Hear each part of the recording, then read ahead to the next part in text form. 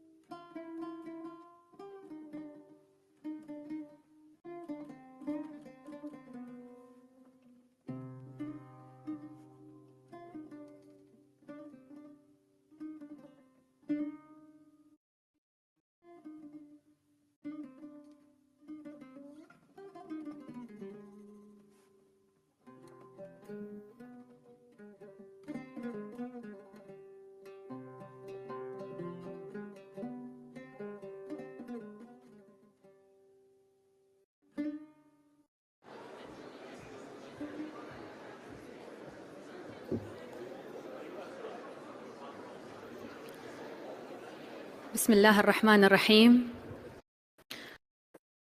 ضيوفنا الكرام، السلام عليكم ورحمة الله وبركاته. إنه من دواعي سروري الترحيب بكم جميعاً في مؤتمر الأخلاقيات الطبي والحيوية العالمي ال17 في الدوحة. Honorable guests, my name is Reem Ibrahim Al-Sahlawi, a researcher in Islamic environmental ethics and an HBKU College of Islamic Studies alumna. It is my honor to welcome you all to the 17th World Congress of Bioethics in Doha, hosted by Hamad Bin Khalifa University Research Center for Islamic Legislation and Ethics and the College of Islamic Studies in collaboration with the World Innovation Summit for Health. We extend our appreciation to the government officials of the State of Qatar, esteemed delegates, and distinguished guests in attendance today. We are delighted to have you all join us today for this special event. You and your peers have come from all around the world, here to observe and exchange insights on the evolving field of bioethics in light of dramatic technological and societal advancements. We extend our appreciation for your attendance and participation in the discussions to come over the next few days. Today, we are marking a long-awaited milestone for diversity, pluralism, and representation within the field of bioethics. This is the first time the Congress is being hosted in the Middle East, with sessions being conducted entirely in the Arabic language, featuring live English translations. It is also the first time the Congress will focus on the intersections between religion, culture, and global bioethics. This edition reflects the International Association of Bioethics' commitment to staging its flagship events in different parts of the world. It reaffirms that engaging with bioethicists from various cultural backgrounds within their native contexts facilitates a mutual learning and inclusive understanding of bioethics. As UNESCO's Universal Declaration for Cultural Diversity states, cultural diversity is the common heritage of humanity. It is as necessary for humankind as biodiversity is for nature. Therefore, its defense is an ethical imperative that cannot be separated from the respect for the dignity of the individual. Today, we celebrate a shift from bioethical imperialism to a truly global study and practice of bioethics. I am therefore proud to declare that the working sessions of this distinctive edition of the Congress open and kick off the association's inaugural sessions. I would like to begin by inviting Dr. Recep Şentürk, Dean of HBKU's College of Islamic Studies, to the stage.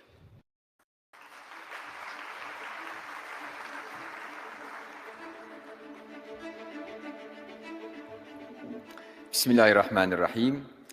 Elhamdülillahi Rabbil alemin. Ve salatu ve selamu ala Rasulina ve ala alihi ve ashabihi ve etba'ihi minel enbiya'i vel murselini ecma'in. Your Excellencies, honorable guests, distinguished attendees, Assalamu alaikum wa rahmatullahi wa barakatuh. Peace be upon you.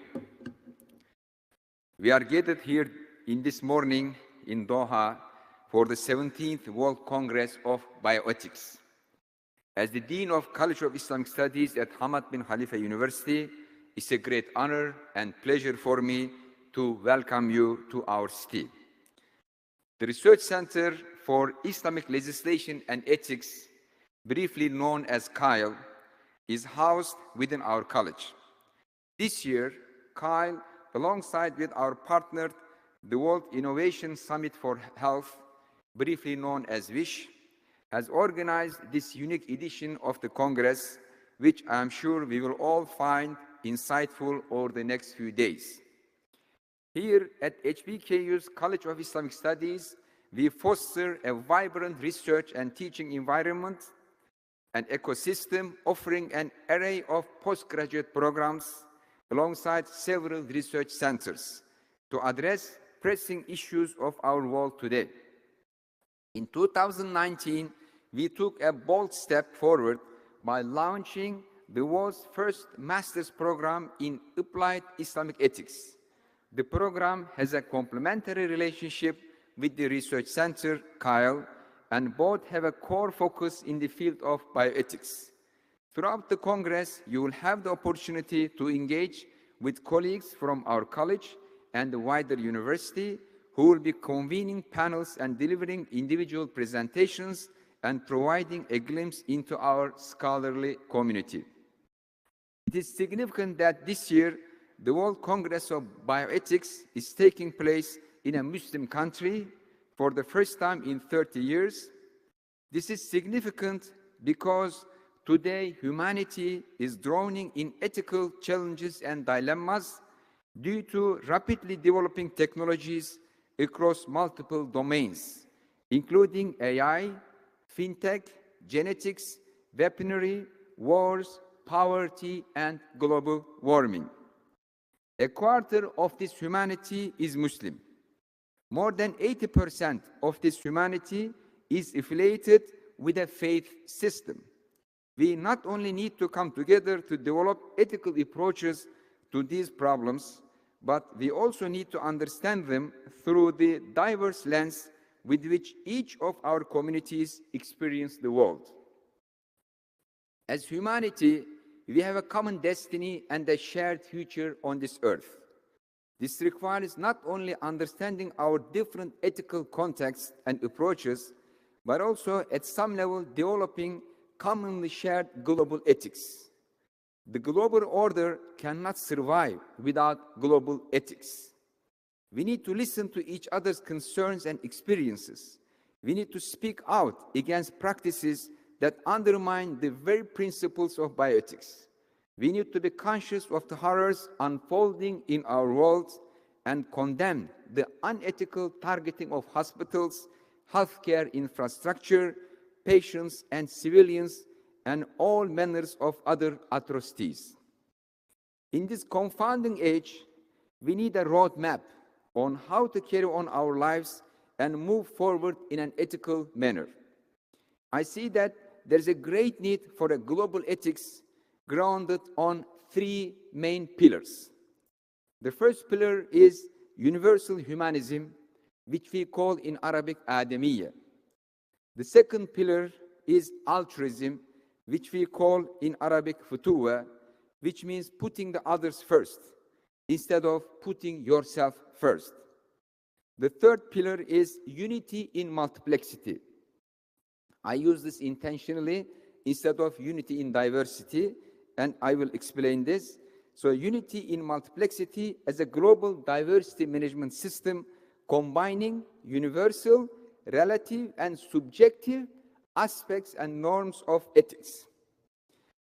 Let me explain a bit more what I mean by global unity in multiplexity. The multiplex or multi-layered approach to ethics has three levels. First, the universal level, which is constituted by the objective and universal values.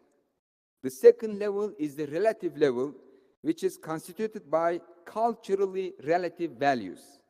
And the third level is subjective level, which is constituted by subjective values based on individual preferences and efforts. Any authoritarian effort to reduce ethics into a single level is futile, resulting in a uniplex, single-layered, and reductionist approach to ethics. Currently, there are two major examples of reductionist uniplex ethics.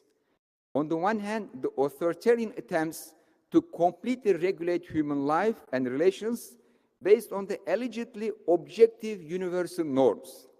And on the other hand, the authoritarian, relativist, and subjectivist uniplex approaches based on the allegedly subjective and relative values alone. These reductionist uniplex approaches produce a false dichotomy or a pseudo-binary between objective and subjective approaches to ethics. We can move beyond these false binaries and pseudo-dichotomies by adopting multiplexity, which allows us to accommodate universal, relative, and subjective norms in their own demarcated domains. Multiplex ethics allows us to recognize our unity in humanity at the global level, but at the same time, our uniqueness of cultural and individual preferences and choices. Our gathering today under the theme of religion, culture, and global ethics is not merely an academic exercise. We are here as scholars, experts, and practitioners from around the world who care about ethics and morality, to reflect on the plurality and diversity of thought that shapes our world. We need to come together to build a more just and fair world for all human beings, characterized by unity in multiplexity, with robust global ethics, along with individual dignity and agency, and leave a stronger legacy for future generations. I believe this is possible through a multiplex perspective to ethics combined with universal humanism and altruism, adamiyya and futuwa. In closing, I thank everyone who has contributed to the organization of this Congress here in Doha. In particular, I thank Qatar Foundation, HBKU President Dr. Ahmed Hasna, Dr. Mohammed Ghaly, the head of CILE, and Ms. Sultana Afzal, the CEO of WISH, and all our invaluable partners and guests who contributed to bringing the 70th edition of this Congress to you today. Once again, welcome to Qatar, welcome to HBKU, welcome to College of Islamic Studies. I wish us all an enriching experience at the Congress. Assalamu alaikum, peace be upon you.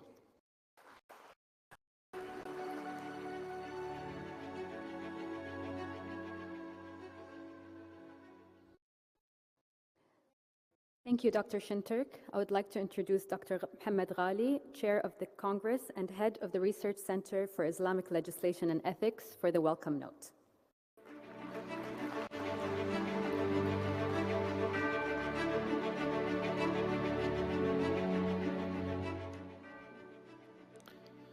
الحضور الكريم من كل أنحاء المعمورة معنا في القاعة أو عبر الإنترنت، أحييكم بتحية الإسلام.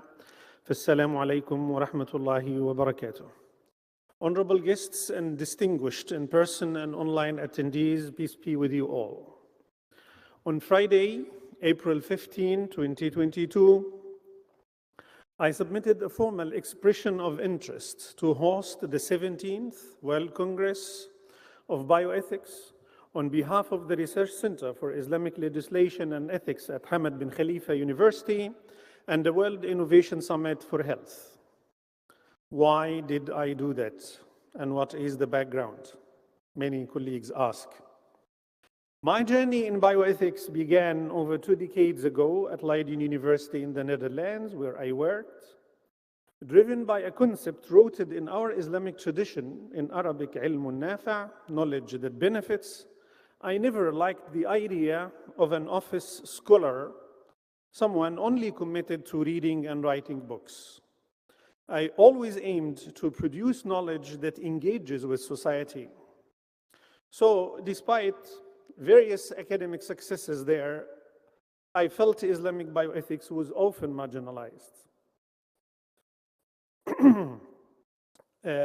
Not only in the Dutch secularized society, but also in bioethics international conferences. By moving to Qatar in 2013, I vividly saw the importance of religious values, where bioethical discussions naturally, consistently, and systematically involve the Islamic value system.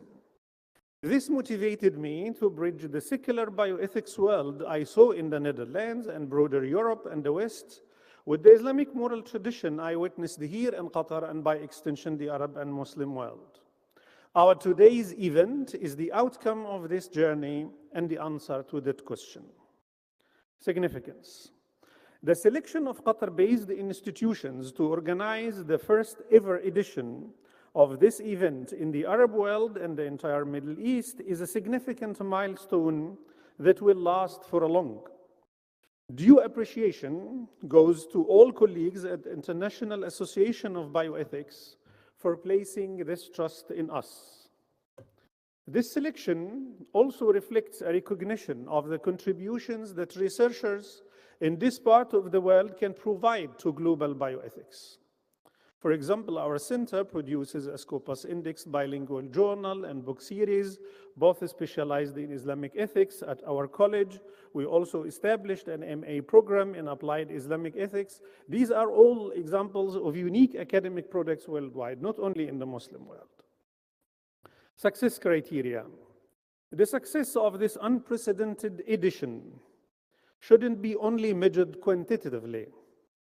Yes, around 497 speakers, 140 sessions, 840 presentations, 173 scholarships, and over 17 CPD hours accredited by the Ministry of Public Health.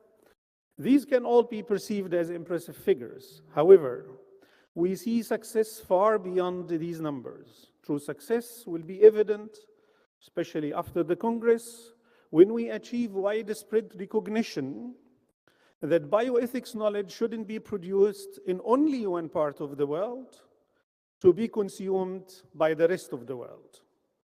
No. Instead, we should all be partners in co-shaping and co-producing global bioethics and setting context-sensitive research agenda. Key themes. In our increasingly connected world, no moral tradition can exist in isolation.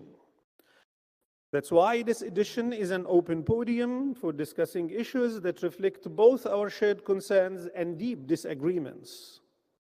War ethics and teaching bioethics are particularly relevant today, while many of us strive to remain unbiased and sometimes even cold-blooded and detached academics. We cannot ignore the atrocities of armed conflicts we witness live on screens and their impact on us as humans. We cannot theorize about the sanctity of healthcare institutions and the protection of vulnerable people while remaining silent on systematic violations of these principles. We cannot teach our students about human dignity and respect for physical integrity while ignoring the harsh realities that anger these students and erode their trust in international institutions. You know what? They will soon lose trust in us as educators if we fail to bridge the gap between academic theory and lived experiences. A final note of gratitude. We owe immense gratitude to all those who gave us the opportunity to strive for these noble goals. All the details of thanks and appreciation will be given in the closing ceremony. But for now, a special thanks go to our university, represented specifically by the president and senior management, who consistently provided help proactively, anticipating our needs even before we ask and without we ask. Special thanks are due to Qatar Foundation, especially the chairperson, Her Highness Sheikh Hamad Bin Nasser, for her exemplary commitment to supporting Islamic ethics in general and our research center, CILE, in particular. This dedication was already evident in her 2012 speech at the establishment of this research center, at the establishment of CILE, where she envisioned a center with a team that is, and I quote, a team that is not isolated in an intellectual retreat, but open to its immediate environment, our local community, the broader Arab Islamic world, and humanity at large. Very happy to see such a strong alignment between this vision and the nature of our event today. Honorable guests, wholehearted welcome to the 17th World Congress of Bioethics on Religion, Culture, and Global Bioethics, and may our discussions pave the way for a more inclusive and ethically engaged world. Thank you.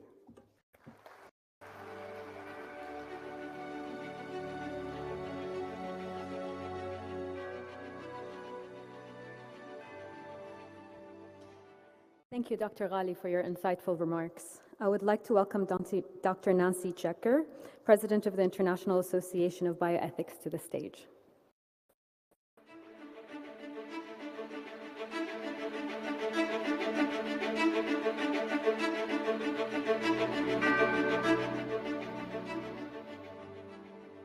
Assalamu alaikum. Good morning, distinguished speakers and honored guests. It is my great pleasure to welcome you to the 17th World Congress of Bioethics.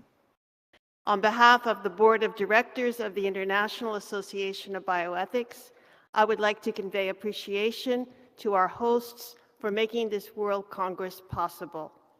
Special thanks are due to Dr. Mohammed Ghaly, head of the Research Center for Islamic Legislation and Ethics, Sultana Afdal, Chief Executive Officer of the World Innovation Summit for Health, Dr. Recep Şentürk, Dean of the College of Islamic Studies. We are truly grateful to each of you for your support of this World Congress.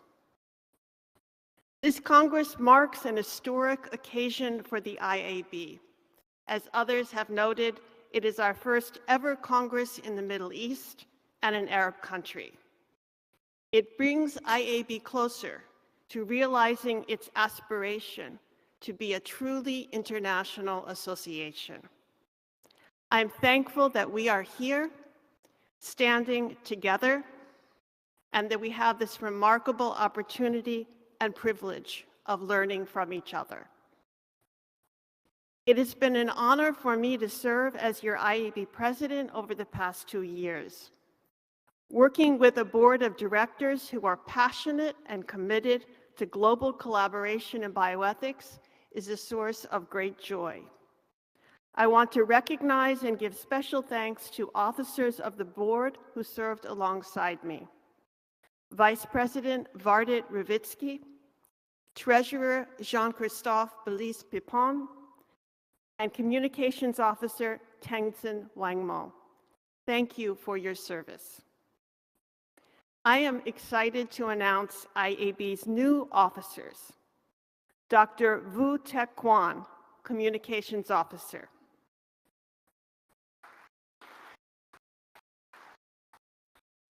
Dr. Jean-Christophe Belize-Pipon, Treasurer.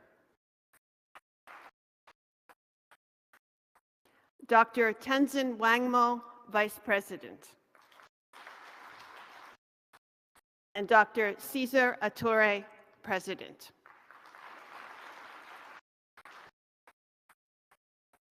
Before turning things over to IAB's new president, I would like to tell you how lucky we are to have Dr. Atuire serving in this critical role.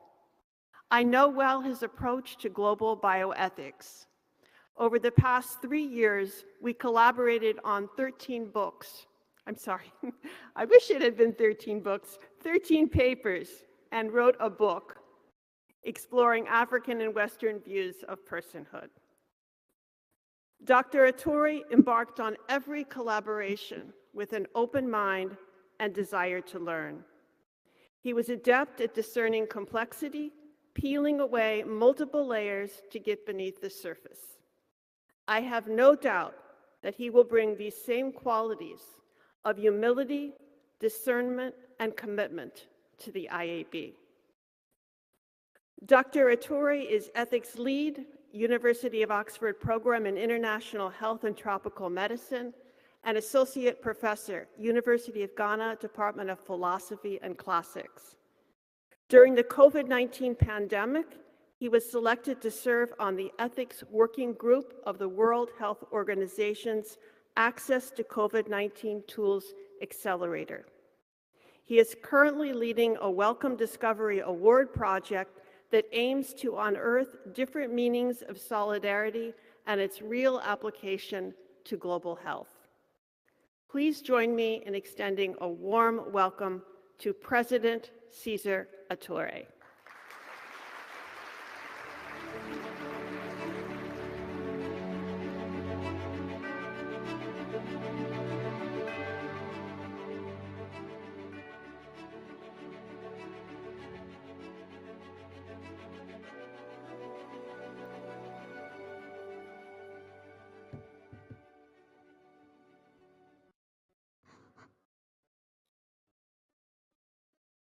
Thank you very much, Nancy. And as previous speakers have done before, I shall also say Assalamu alaikum. Now, this is a historic moment, holding the 17th Congress, World Congress of Bioethics in Qatar, Doha, the Middle East, and also a very historic moment given the time and the events we are living in today.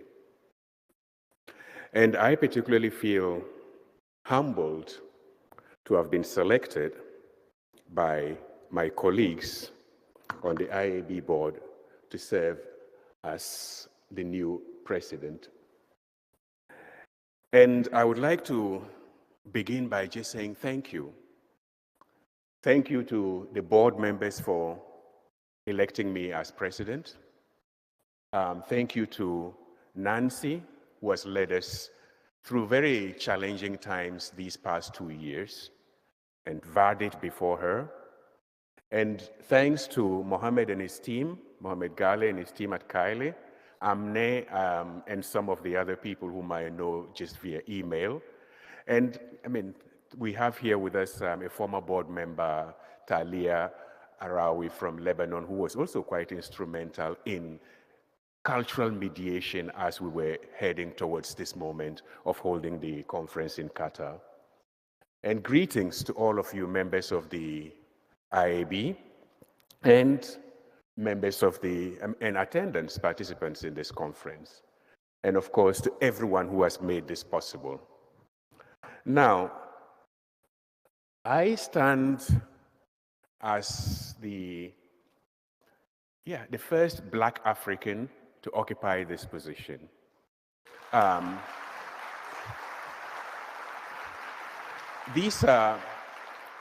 think this in itself speaks to the inclusivity that the IAB is trying to achieve. We already spoke about a venue here in Qatar, and we're seeing increasing diversity.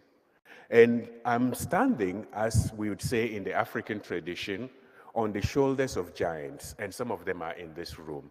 And these are on the last column of the list you see there are the past presidents of the International Association of Bioethics, and some of them are here with us today. And I'd like to say thank you.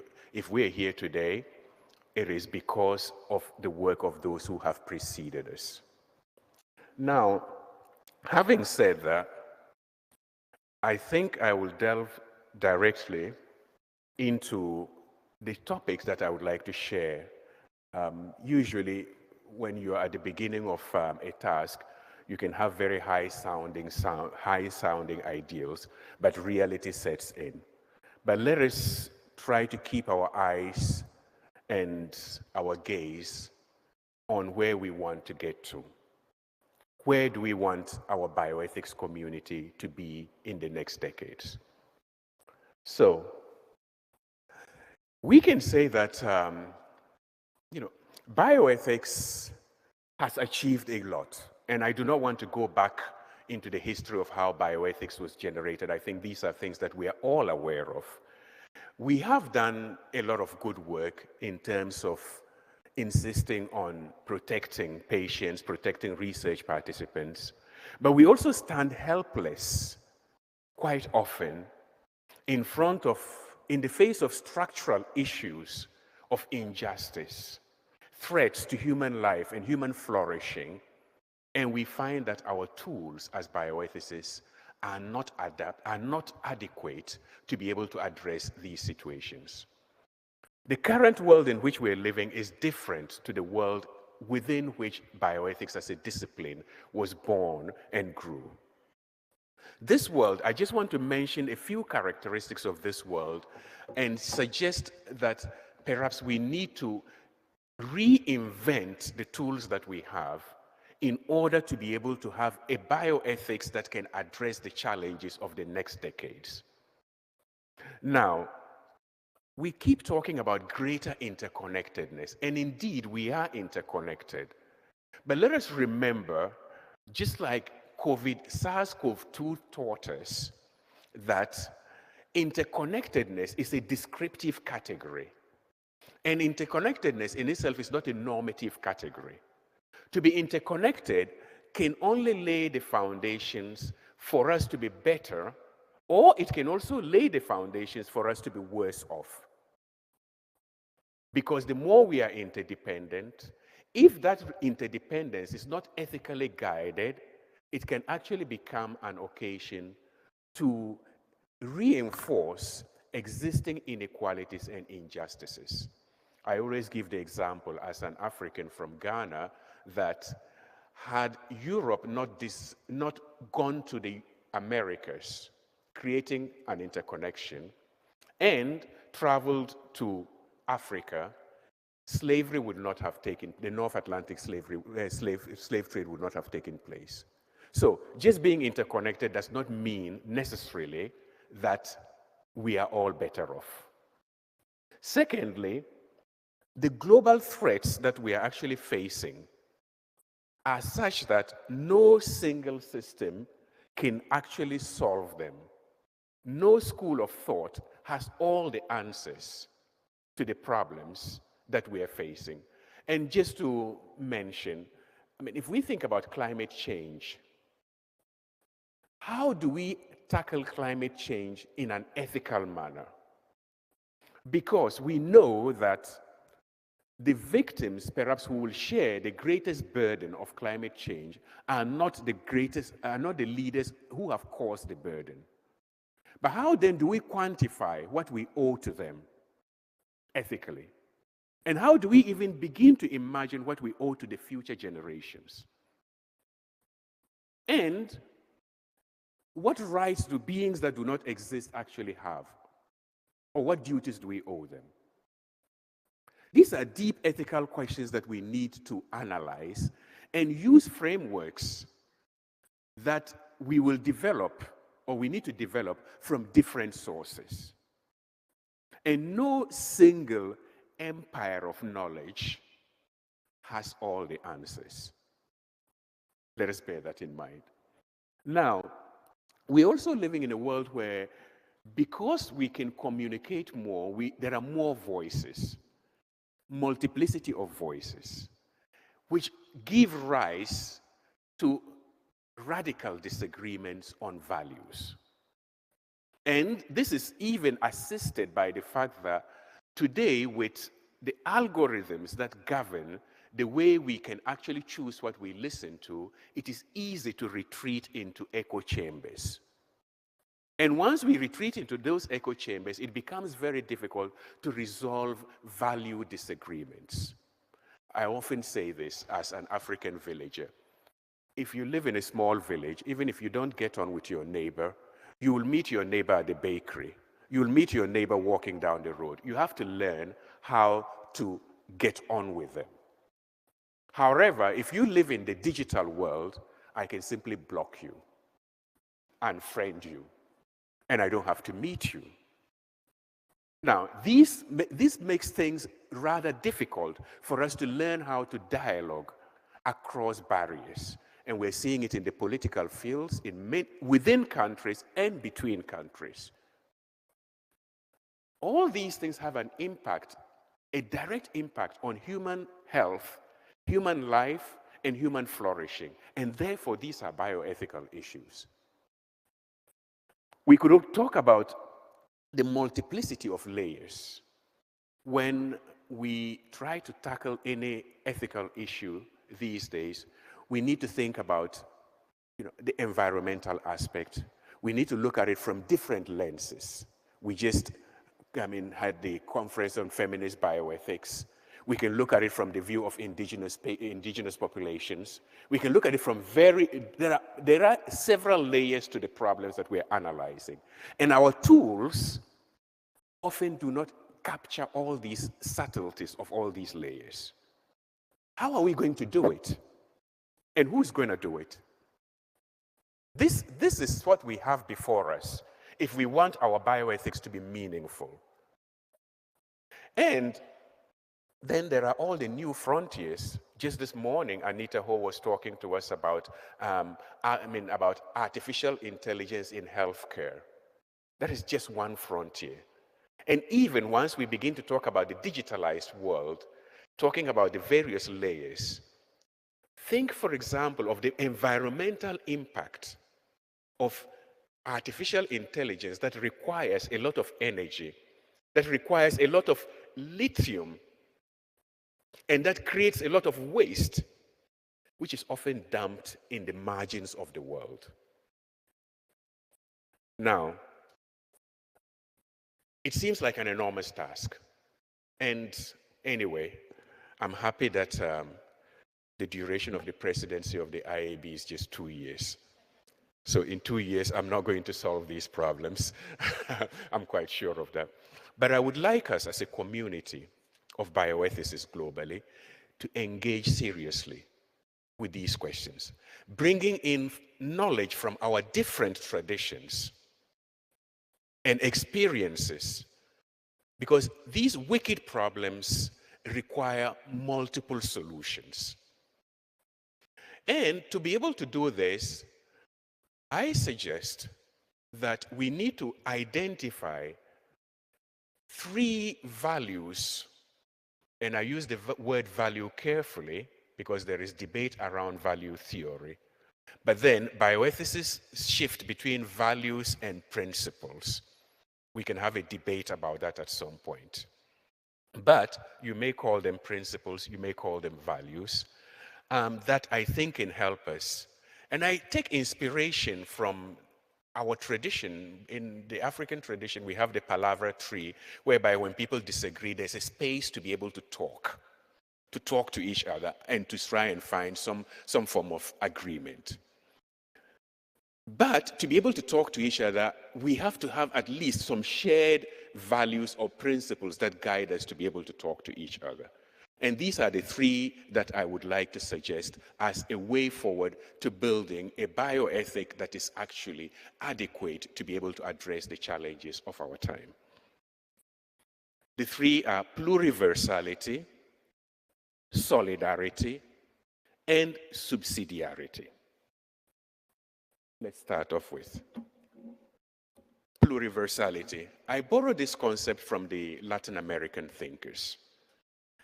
The idea is that the modern world, which is often described as the colonial matrix of power, has a tendency to universalize. So, even borrowing from science, a scientist will tell you 1 + 1 is 2, and it's always 2 everywhere. But then the scientist doesn't ask themselves whether if you're using base 1 to calculate, or base 10 to calculate, or base 8 to calculate, that could actually change. But pluriversality is to state the fact that we actually live in a world in which people have different ontologies, epistemologies, and ethics.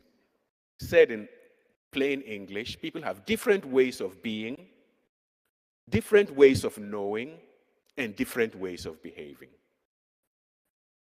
And interestingly, I would actually add, even for ourselves as individuals, we carry inside our own lives a certain amount of pluriversality.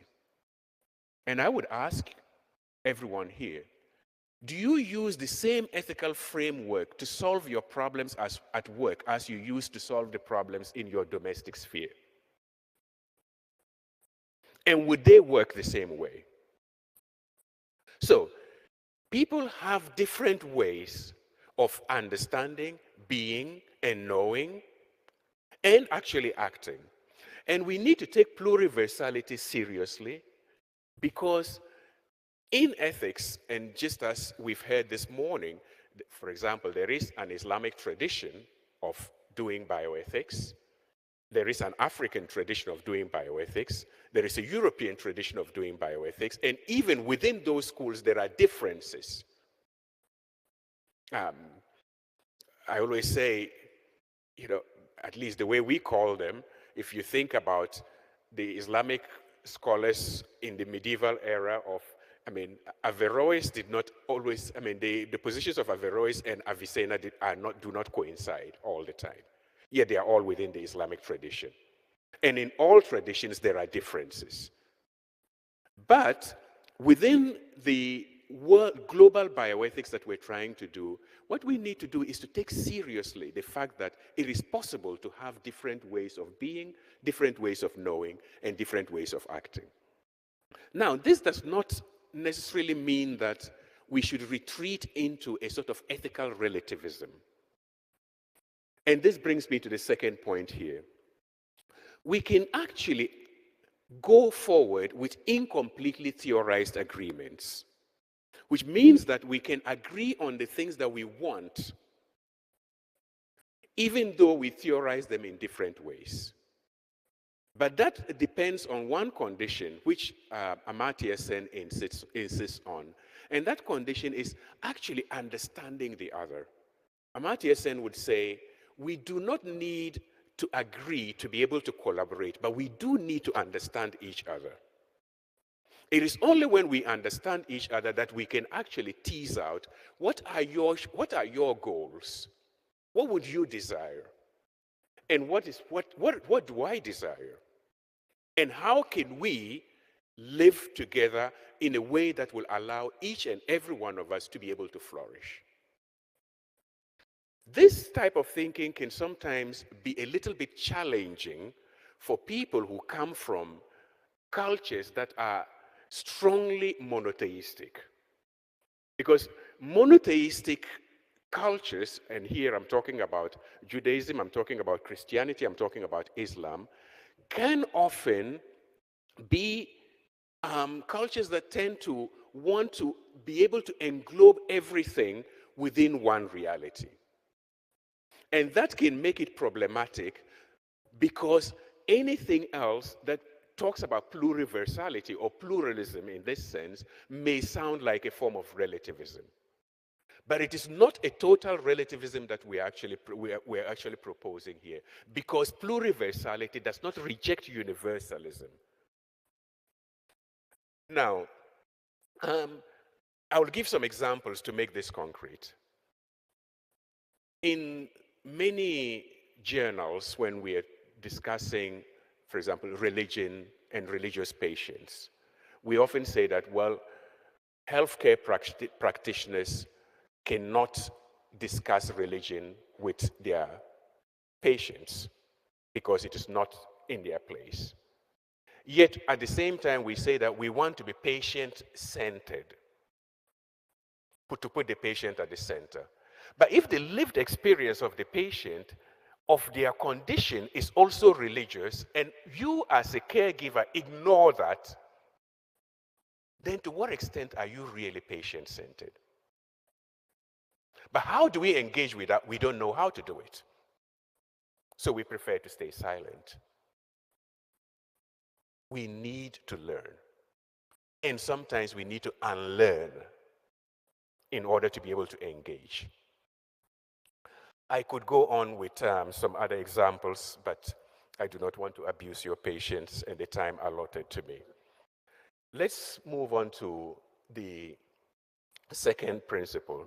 This is a principle, solidarity, that was invoked a lot during the COVID-19 pandemic. And interestingly, at community levels, domestic levels, neighborhoods, there was a lot of solidarity. People came out to help their neighbors. In lockdown, people would shop for each other. People would try to support whoever was within their small domain. But we also saw that at the international level, there wasn't a lot of solidarity. While some countries were suffering to get their first vaccine, others were on booster doses. Laws were being passed by nations to prohibit exportation of necessary healthcare resources to be able to fight the pandemic. Now, solidarity is often also appealed to by politicians. If they want to impose measures of public health, they suddenly start appealing to solidarity. But in their behavior, especially partisan politics that promotes adversariality, they trample on solidarity during the rest of the time. And therefore, all this ends up making solidarity such a nebulous concept that it is very difficult to tease out exactly what it means. And I think as bioethicists, we need to go deep into this concept and be able to draw out its normative content, because that will help us to see that as humans and as a community, we actually need solidarity as a virtue and as a value to be able to carry out the exercise that we're trying to do.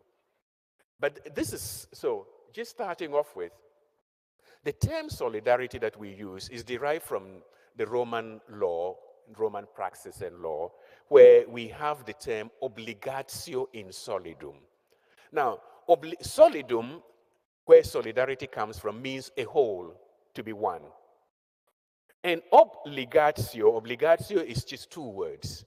That is to self-tie oneself, to self-oblige, that is to self-tie, obligare, to the whole. And therefore, to practice solidarity is to realize that we are actually part of a certain whole. And it is being part of that whole that imposes these obligations on us, because without that whole, we can't be who we are. Now, this then leads us to two ways of actually understanding solidarity. One which I call deep solidarity, which is quite prevalent, especially among peoples of the global south, whose self-understanding is grounded on the fact that they are relational beings. They do not start, a lot of African philosophy and even Asians, I'm thinking of certain parts of India at the moment, relies on the fact that our being is actually a being that is intrinsically relational.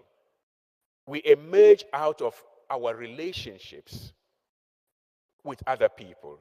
And therefore, the starting point of ethics is not my autonomy, but how do we ensure that our being and our relatedness is such that it allows all of us to thrive. This is a shift in position. So, deep solidarity imposes duties on all of us globally. And if we want global health, not to think about, not to go in the direction of aid, or to go in the direction of, like assistance, then a solidaristic framework will allow us to understand that anybody on the planet whose health and well-being and life is being threatened is part of that whole to which we belong, that is suffering, and therefore it generates duties for us. And we are not just helping people, but we are simply doing what we ought to do.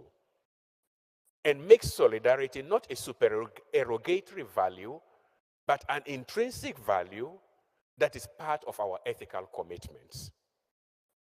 And then, of course, we have responsive solidarity, which is the solidarity that we often hear about, which is like standing up when we see that something is wrong somewhere.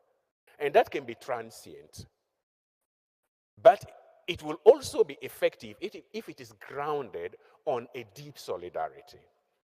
So, if we understand that doing bioethics and working within the area of global health means a commitment to a solidaristic world, then we cannot ignore any forms of injustice or any forms of unfairness or inequity in any part of the world, and it actually knocks on our doors.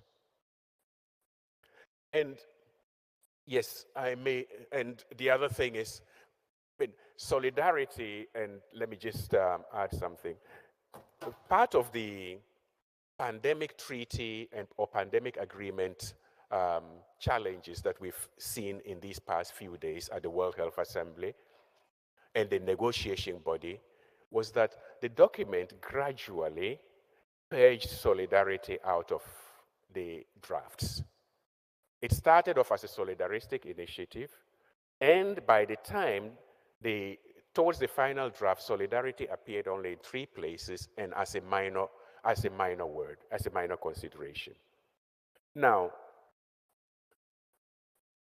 we continued to insist because, you see, if you take solidarity seriously, it pushes you into a type of relationship that is not merely transactional, but it is transformative. Because transactional can just be aid. Solidarity relies on our similarity, but aid and charity can actually rely on our differences. Poor people, look at them suffering, let's help them. That's their difference. But solidarity is, this is another me. And this is a demand that perhaps is too much for those who are well off, because they realize that it can actually be transformative. And I'm not surprised that there were efforts to purge solidarity from the pandemic agreement. Now, I'll move to the last three of, this is less common in bioethics literature. And here we're talking about subsidiarity. And as we know, subsidiarity, subsidium, basically, in very clear and simple terms, subsidiarity simply says that those who are closest to the problem need to be assisted to solve the problem. We don't need higher up organizations to solve problems that can be solved locally. Those who are closest to the problem should be allowed to solve their problems and should be empowered even to solve their problems. Now, the principle of subsidiarity is a principle of justice, not of efficiency. Because sometimes we override, we put efficiency, and out of the principle of, or out of a desire of efficiency, you can actually end up oppressing people and not listening to them. So, subsidiarity will also allow us to tackle some of the patriarchal attitudes that exist in global health and in global bioethics, because it means taking seriously the lived experiences of people in different places around the world. And as we try to fight colonialism or coloniality, to be more precise, which promotes forms of epistemicide, that is killing of knowledges, by universalizing one knowledge, and imposes forms of ecocide, by thinking of the environment as something that is at the disposition of humans, and imposes forms of genocide by distinguishing between which lives matter on the basis of biological characteristics, which are the predicates of coloniality. When we take subsidiarity seriously, we will get rid of that coloniality.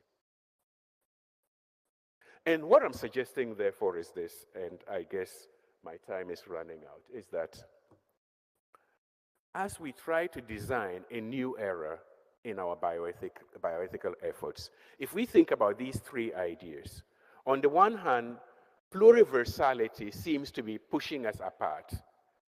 You know, everybody's way of knowing, way of being, way of thinking. We need to bring solidarity, which insists on our oneness, our solidum, the obligatio in solidum. In spite of the pluriversality, we are all part of one solidum. And when we enter into that solidum, it is subsidiarity, the principle of subsidiarity, that allows everybody to be able to play the role that they have to play. So with these three principles, I suggest that we can actually now begin to think of how to address the structural issues which we have been perhaps not so good at addressing within the field of bioethics. And rather than go through all these points that I've mentioned here, I just want to end with this Igbo proverb, or Igbo saying. As you know, the Igbos are a people in Nigeria. And this is taken from Chinua Achebe's leading novel from the African Writers series, if we think of ourselves, and this, the analogy I'm drawing is that, I mean, bioethicists are like, we're like birds. We need to fly high, right? And I could bring in the poems from Maya Angelou and some other writers about the capacity to rise. Even in the midst of difficulties and challenges, we need to rise and keep reminding the world that the ethical commitment forces us to look beyond the immediate. And in order to be able to do this, Eneka the bird says, because men have learned to shoot without missing their arrows. As birds, we need to learn to fly without perching. So when things change, we also need to change the way we're doing things. Thank you.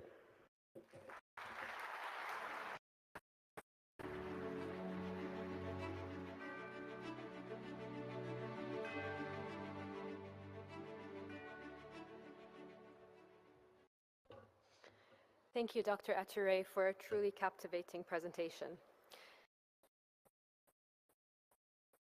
This historical edition of the Congress provides us an opportunity to reflect on the proud history of the International Association of Bioethics. Professor Alexander Capron, University Professor Emeritus in Healthcare Law, Policy and Ethics at the University of Southern California, will now provide us with a brief overview of the earliest days of the association, enabling us to better appreciate its long-standing commitment to its mission. Please welcome Professor Capron to the stage.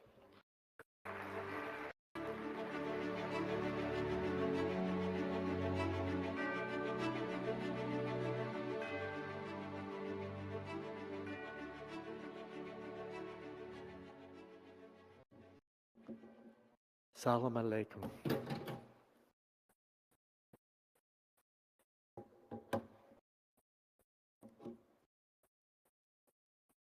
I'm going to begin with something that those of you with children may recognize.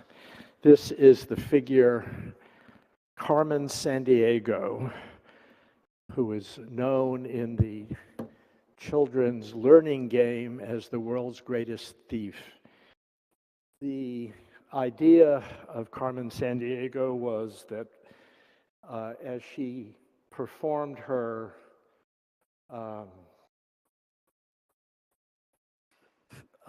great heists, she would travel around the world and children would learn about geography. So the name of the game in which this took place was, Where in the World is Carmen Sandiego?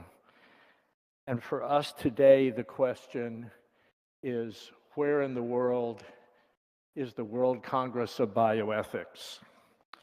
Apparently, there's some inconsistency with my slide format and the program that's running here, but we'll live through that. And the answer is that in 1991, Professor Peter Singer had a great idea. And you may know the name Peter Singer. Many of you may have met him at one time or another. He's an Australian, now American philosopher, known for his provocative ideas about treating the interests of all sentient animals as not distinguishable from those of humans. And he wanted to bring together bioethicists from around the world. So in 1991, he, with his colleague at Monash University, Helga Kusha, and the American professor of philosophy, then at the University of Wisconsin, Daniel Wickler, founded the International Association of Bioethics. And this was an era, as Cesar just suggested, an era when Western bioethics was very secular, even though in its origins, in the 1960s and 70s, bioethics had had great influence from Christian and Jewish theologians who shaped many of the concepts which were influential and often debated within bioethics. So the first question for the International Association of Bioethics was, where in the world would it hold its first Congress? And I'll show you the cover of the brochure for that first Congress, the inaugural Congress. And as you can see, the answer is that with the support of the Health Council of the Netherlands, the first meeting was held in 1992 in Amsterdam. What were the features of that Congress? Well, they were to facilitate the announced founding principles that are stated in the Constitution of the International Association of Bioethics. First is that contacts and exchanges of information should occur. So one of the questions we'll be asking in this little journey is, what was the understanding of where those contacts would occur? It was also to organize and promote international conferences in bioethics, which have come to mean principally the World Congress, to encourage the development of research and teaching in bioethics, which was then a field which was not characterized by the many centers that now exist for bioethics and teaching programs, and to uphold the value of free, open, and reasoned discussion of the issues in bioethics, which was a personal interest of Professor Singer's, because he had been so often attacked for some of the conclusions that he reached. So at the first Congress, the keynote addresses were by an internationally distinguished and diverse group, at least diverse as to location, if not as to gender. Daniel Callahan, a name that is familiar to many of you. He was the co-founder of the Hastings Center in the United States, the first bioethics center.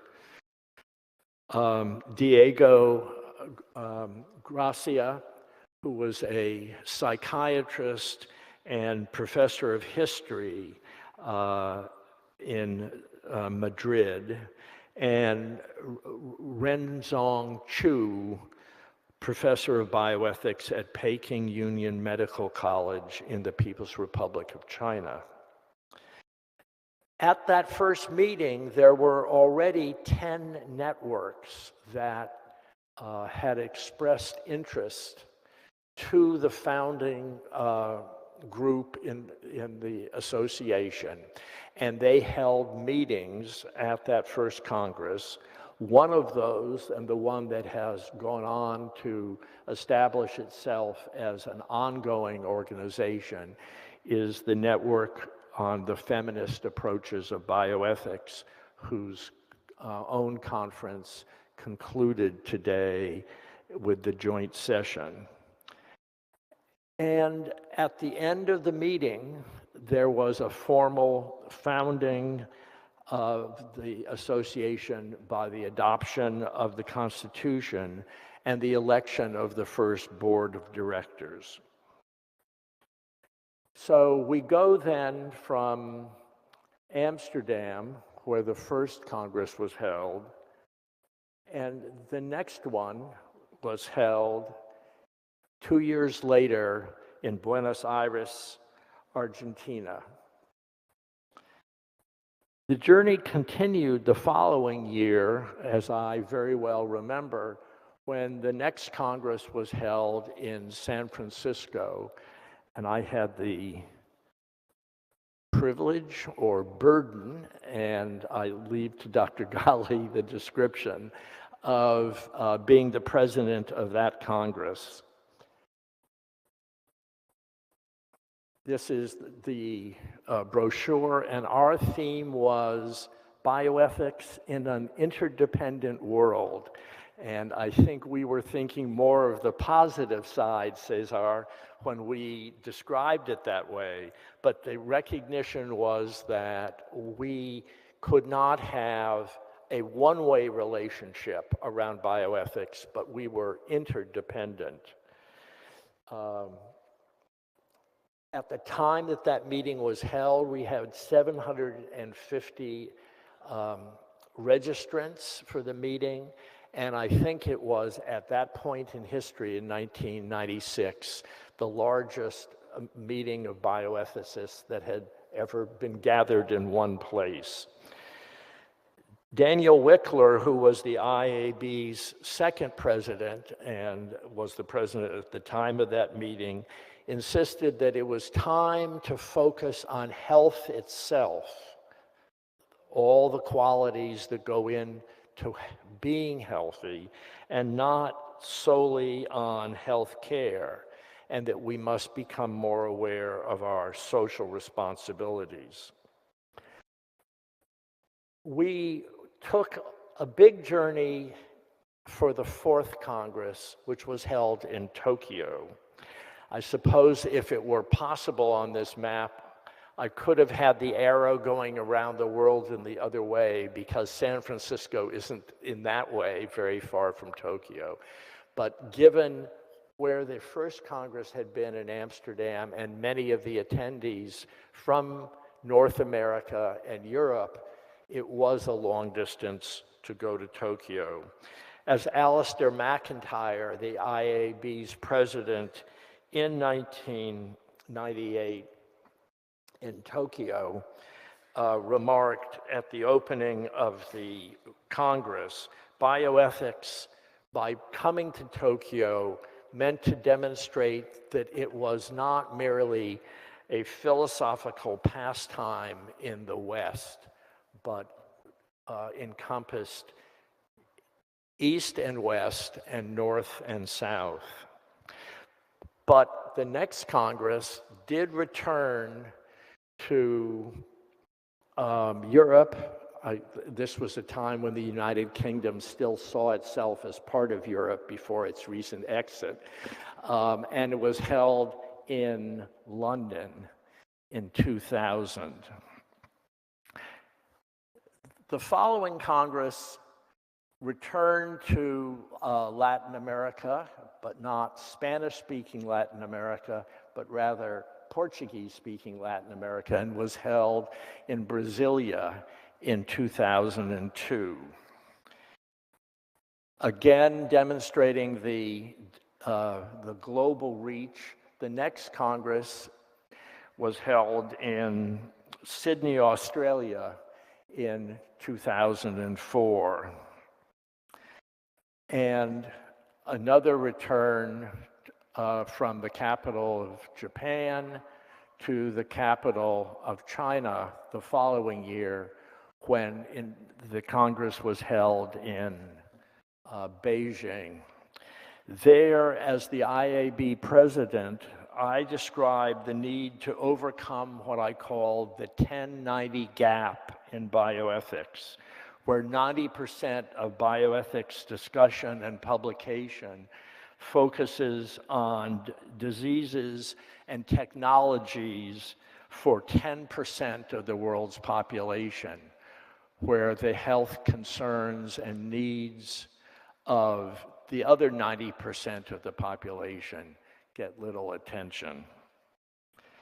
From Beijing, the Congress next moved in 2008 back to Europe, to Rijeka in the former Yugoslavia. And each stop on this journey tells us something and about and adds something to the current state of bioethics. For example, the year after Rijeka, the meeting moved 2 years after Rijeka, the next Congress was held in Singapore.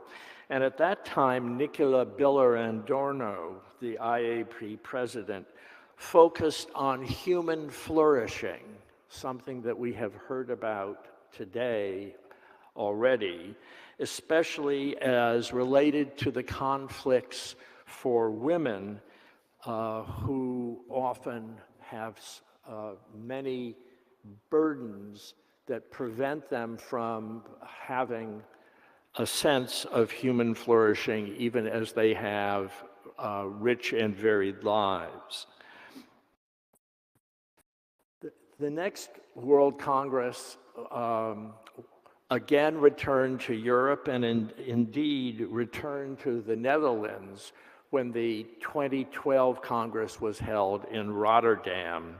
And at that meeting, not surprisingly, given the recent experience with the H1N1 influenza concerns, there was an increased focus on public health ethics, which are in stark contrast to the clinical focus that existed in the early years of bioethics.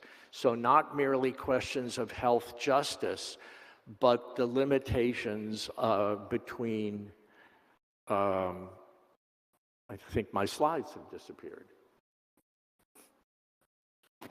There we go. Maybe the projectionists didn't think they were that interesting.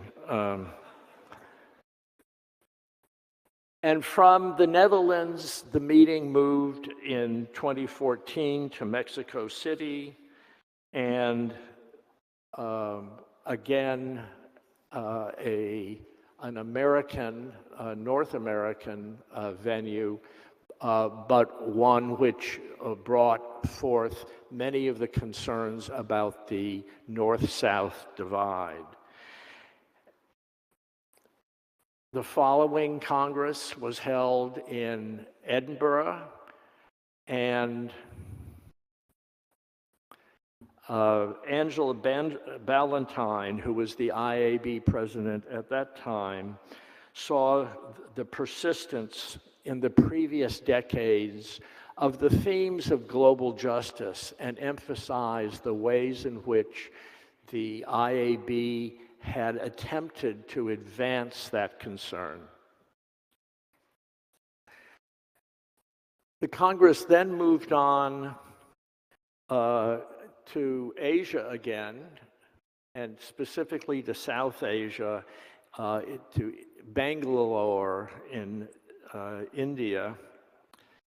And then in the one Congress that occurred at the height of the pandemic, the meeting moved to Philadelphia in 2020, the first and only virtual Congress. And Harold Schmidt, who is here with us, I believe can tell you about the particular difficulties of reorganizing a meeting that was planned to be in person in a short spell of time to convert it to being a virtual meeting. Back to Europe in 2022, the previous Congress to the present one was held in Basel, and Tenzin Wangmo, who I believe is also here, was the president of that Congress.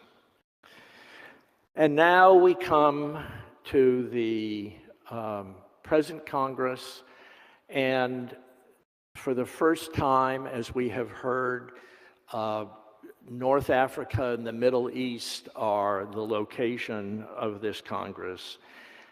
This journey has taken bioethics from an era of philosophical abstractions, the clash of principles being the principal subject of discussion, or the clash of philosophical systems, principalism versus utilitarianism versus virtue ethics and so forth, And it has taken us to a point where we are talking about embodied ethics that takes account not only of the people and their personal characteristics, such as cultural and religious traditions, and their ethnic and socioeconomic aspects, but also the institutional and governmental roles in healthcare and in scientific research, such as concerns about equity in the distribution of resources and the limitations that are sometimes placed on scientific freedom. So what's the total picture look like? Well, what's I think quite apparent here is that bioethics occurs almost everywhere, the congresses. And so we have, in Europe, 6 of the 17 congresses. In Asia, 4 of the congresses. In North America, 3. In South America, 2. And in Oceania, 1. And now 1 in the Middle East and North African region. So what's missing? Well, maybe we'll hear more about that soon. So I hope you've enjoyed this very quick world tour, and I look forward to seeing you at future World Congresses. As we trace over this time period the movement in the IAB from ethical issues in clinical care, especially those brought on by new technologies, to population issues and concerns of the 90% who have challenges in receiving basic care or achieving a state of health. Thank you, and enjoy the Congress.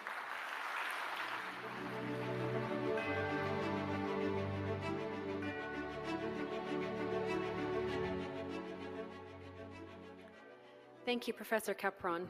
We will now break for lunch at Exhibition Hall 1, and we'll resume today's program shortly thereafter. The next session will commence at 1 p.m. Thank you for your participation, and I wish you an enriching and fruitful discussions and a pleasant stay in Doha ahead. Thank you.